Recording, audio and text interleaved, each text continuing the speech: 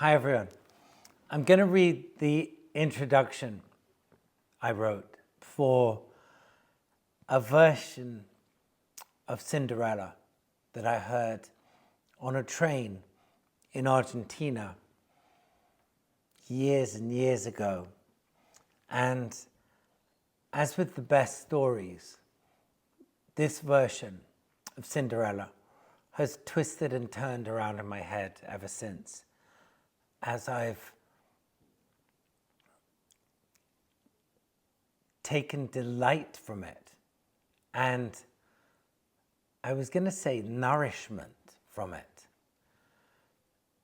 A kind of nourishment that nothing else in our lives can provide. Here's how my introduction goes. Just clean my glasses first because they're filthy. Okay.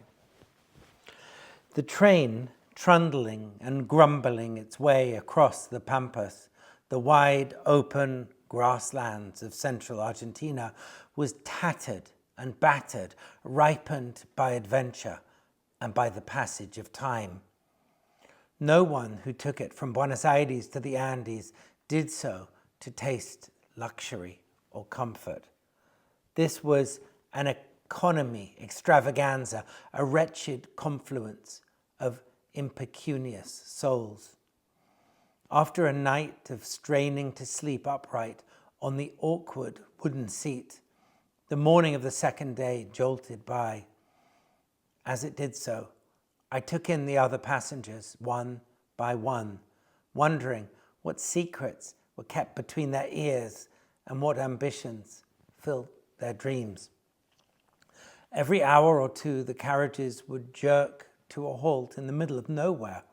A swarm of the dispossessed would lurch up to the windows, offering roasted corn and cheap cigarettes, clear plastic bags half filled with murky water, and all manner of other wares.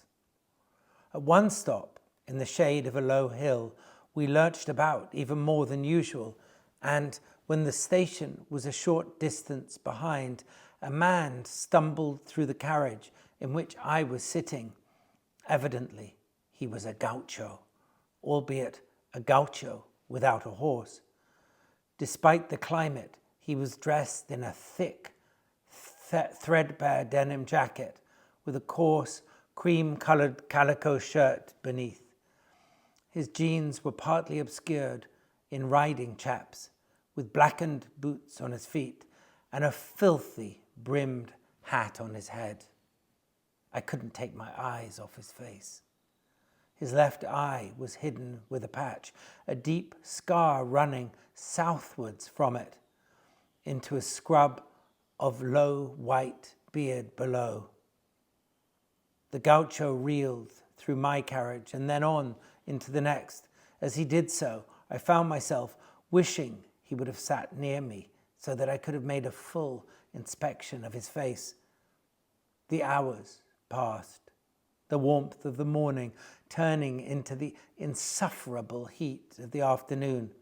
Handkerchiefs mopped faces. Children begged parents for water.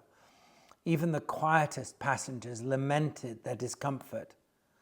I stared out at the pampas, taking in every blade of tinder-dry grass, every last termite mound, and every single dust track, which began and ended nowhere.